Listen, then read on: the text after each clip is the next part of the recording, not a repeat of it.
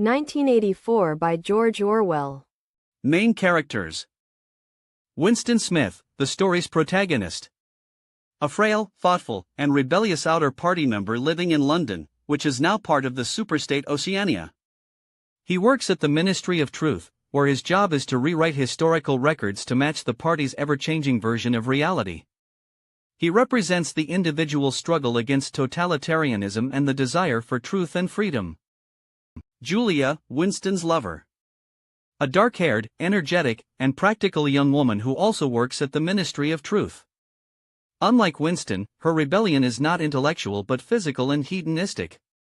She hates the party and its restrictions but seeks pleasure in secret, without any grand political ideology. O'Brien, a charismatic and intelligent member of the elite inner party. He initially appears to Winston as a kindred spirit and a member of the mythical resistance movement, the Brotherhood. He represents the ultimate betrayal and the terrifying power of the party to not only control actions but also thoughts. Big Brother, the omnipresent and enigmatic leader of the party. His face is on posters everywhere with the caption "Big Brother is watching you." It is unclear if he is a real person or a constructed symbol. He represents the ultimate authority and the complete absence of privacy. Mr. Charrington, an old man who runs a junk shop in the proletariat quarter. He rents a room to Winston above his shop. He appears to be a harmless, nostalgic old man. He represents the illusion of a safe haven and the pervasive reach of the party's surveillance. Syme, a brilliant and enthusiastic philologist, language expert, working on the 11th edition of the Newspeak Dictionary. He is utterly devoted to the party's goal of narrowing thought by shrinking language. He represents the intellectual who willingly aids the totalitarian system. Parsons, Winston's neighbor and a foolish, completely loyal outer party member. He is obsessed with spotting thought crime and enthusiastically participates in the 2 minutes hate. He represents the blindly devoted masses. The story is set in a grim, war-torn London, now a city in the superstate of Oceania. Society is under the total control of the party, led by the mysterious figure of Big Brother. Every moment of every day, citizens are watched by the thought police through telescreens that cannot be turned off. The party slogans are, "War is peace, freedom is slavery, ignorance is strength." The protagonist, Winston Smith, is a minor official in the Ministry of Truth. His job is to alter historical records so that they always align with the party's current propaganda. He hates the party and its control over every aspect of life, including thoughts.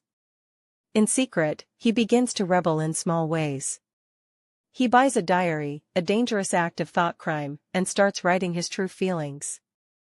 At his workplace, Winston encounters a dark-haired girl named Julia, whom he suspects of being a spy for the thought police. She surprises him by slipping him a note that says "I love you."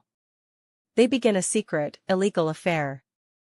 They rent a room above Mr. Charrington's junk shop in the working class quarter, a place they believe is safe from the telescreens. Winston becomes fascinated by a member of the inner party named O'Brien, who seems to share his hatred for the party. O'Brien gives Winston a book, The Theory and Practice of Oligarchical Collectivism, supposedly written by the legendary dissident Emmanuel Goldstein.